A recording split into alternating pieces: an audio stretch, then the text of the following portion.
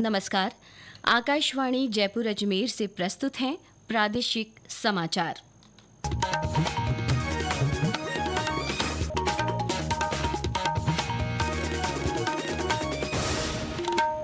मुख्य समाचार। राष्ट्रपति द्रौपदी मुर्मू ने विभिन्न श्रेणियों में राष्ट्रीय फिल्म पुरस्कार प्रदान किए। अभिनेता और फिल्मकार मोहनलाल को दादा साहब फाल्के पुरस्कार से नवाजा गया। रेलवे दिवाली और छठ पर्व के दौरान यात्रियों की सुविधा के लिए 12,000 विशेष रेलगाड़ियां चलाएगा। मुख्यमंत्री भजनलाल शर्मा ने भीलवाड़ा में प्रदेश के पहले फ्लाइंग स्कूल का शुभारंभ किया और राष्ट्रीय आयुर्वेद दिवस पर आज देश प्रदेश में विभिन्न कार्यक्रम आयोजित हुए।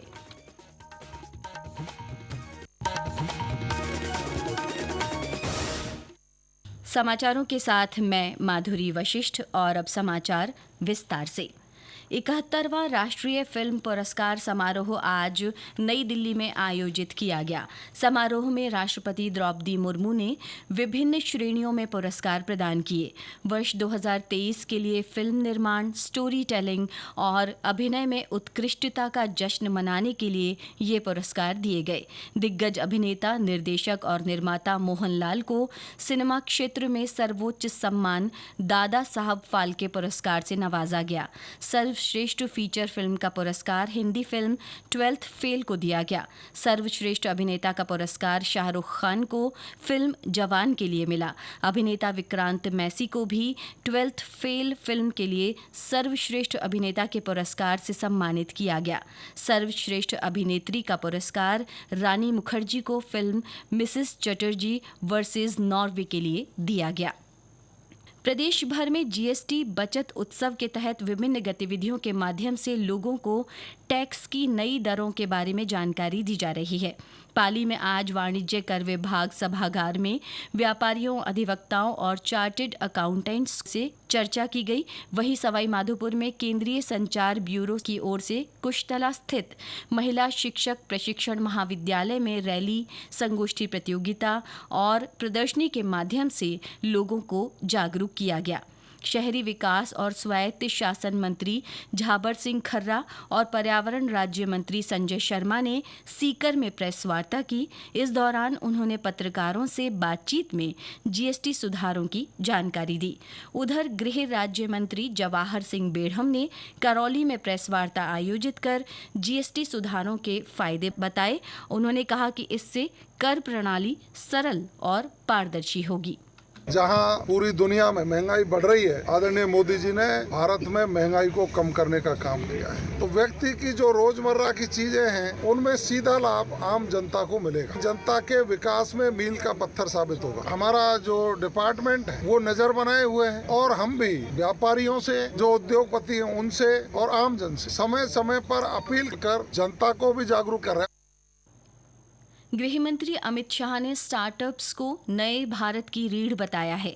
आज गांधीनगर के महात्मा मंदिर में 2 दिवसीय स्टार्टअप सम्मेलन का उद्घाटन करते हुए उन्होंने कहा कि पिछले 1 दशक में भारत के स्टार्टअप तंत्र में अभूतपूर्व वृद्धि हुई है, जिससे ये दुनिया का तीसरा सबसे बड़ा स्टार्टअप तंत्र बन गया है।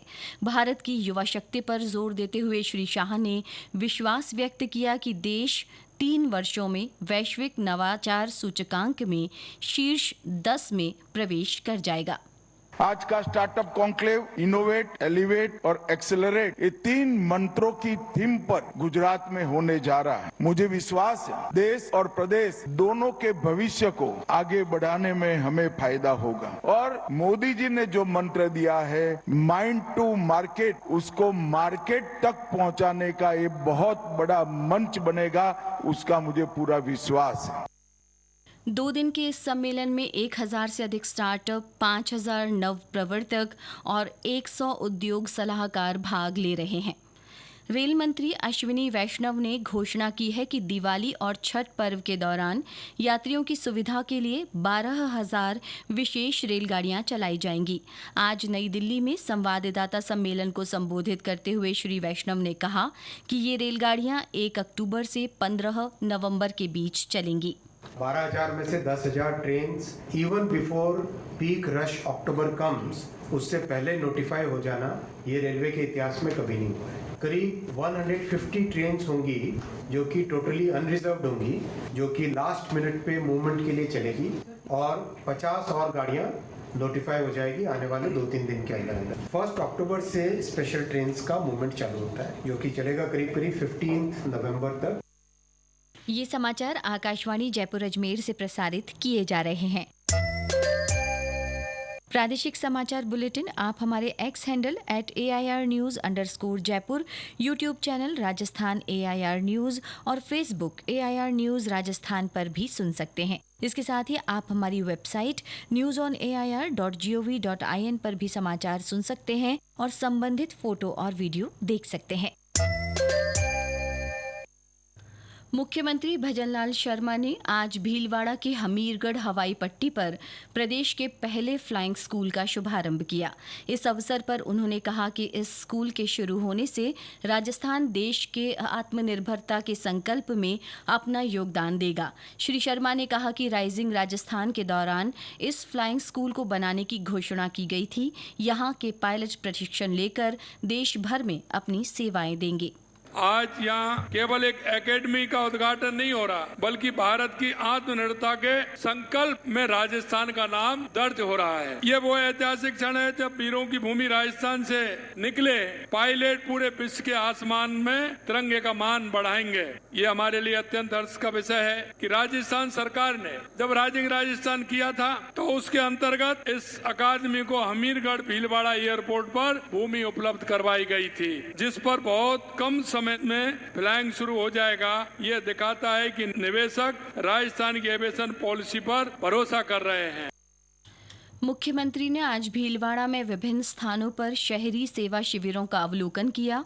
इस दौरान उन्होंने लाभार्थियों से संवाद भी किया।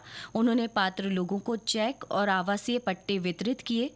इस अवसर पर श्री शर्मा ने कहा कि इन शिविरों में लोगों को एक ही स्थान पर सभी जरूरी सुविधाएं उपलब्ध कराई जा रही हैं। उन्होंने जनसभा को संबोधित करते हुए विभिन्न जन कल्याणकारी योजनाओं की जानकारी दी। केंद्रीय संस्कृति और पर्यटन मंत्री गजेंद्र सिंह शेखावत ने कहा है कि अगले 5 सालों में प्रदेश में नागरिक उड्डयन क्षेत्र में विस्तार किया जाएगा। इसके साथ ही जोधपुर में नए टूरिस्ट स्पॉट विकसित किए जाएंगे। श्री शेखावत ने आज जोधपुर में एयरपोर्ट के नए टर्मिनल भवन का निरीक्षण करने के बाद पत्रकारों से बातचीत में ये बात कही। उन्होंने कहा कि टर्मिनल भवन का काम अंतिम चरण में है और अगले महीने तक इसे पूरा कर लिया जाएगा। नए टर्मिनल से एक साथ 13 फ्लाइट्स का संचालन संभव होगा, जिससे शहर की एयर कनेक्टिविटी और मजबूत होगी। देश भर में आज 10वां राष्ट्रीय आयुर्वेद दिवस मनाया गया। राष्ट्र स्तरीय समारोह गोवा के अखिल भारतीय आयुर्वेद संस्थान में रखा गया। केंद्रीय आयुष और स्वास्थ्य राज्य मंत्री प्रताप राव जाधव ने इसमें शिरकत की। आयुष मंत्रालय और स्वास्थ्य तथा परिवार कल्याण मंत्रालय द्वारा आयोजित इस कार्यक्रम में लोगों और पृथ्वी के लिए आयुर्वेद की भूमिका के बारे में जानकारी दी गई।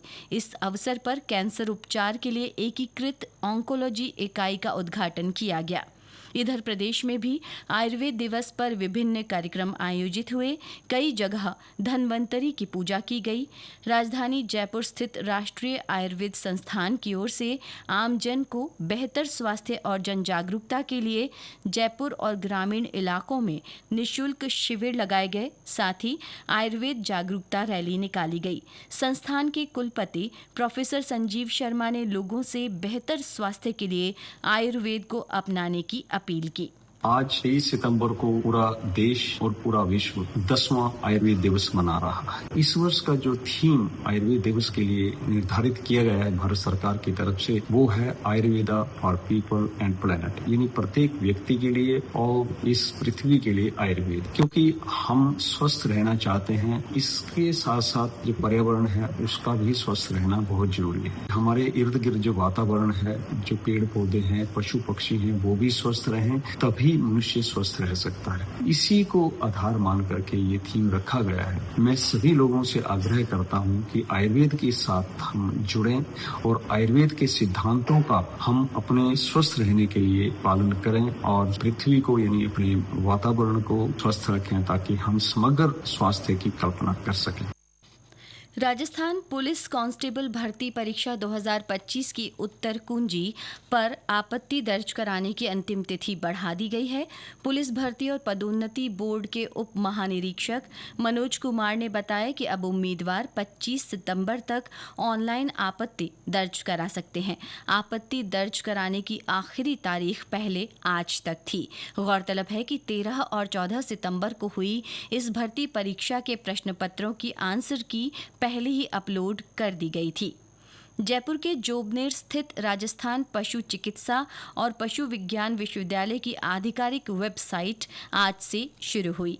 पशुपालन मंत्री जोराराम कुमावत ने इसका शुभारंभ किया। इस अवसर पर विश्वविद्यालय के कुलगुरु प्रोफेसर त्रिभुवन शर्मा सहित विश्वविद्यालय के शैक्षिक और गैर शैक्षिक कार्मिक मौजूद रहे। और अंत में मुख्य समाचार एक बार फिर। राष्ट्रपति द्रौपदी मुर्मू ने विभिन्न श्रेणियों में राष्ट्रीय फिल्म पुरस्कार प्रदान किए। अभिनेता और फिल्मकार मोहनलाल को दादा साहब फाल्के पुरस्कार से नवाजा गया। रेलवे दिवाली और छठ पर्व के दौरान यात्रियों की सुविधा के लिए 12,000 विशेष रेलगाड़ियां चलाएगा। मुख्यमंत्री भजनलाल शर्मा ने भीलवाड़ा में प्रदेश के पहले फ्लाइंग स्कूल का शुभारंभ किया। और राष्ट्रीय आयुर्वेद दिवस पर आज देश प्रदेश में विभिन्न कार्यक्रम आयोजित हुए। इसके साथ ही प्रादेशिक समाचार बुलेटिन समाप्त हुआ। नमस्कार।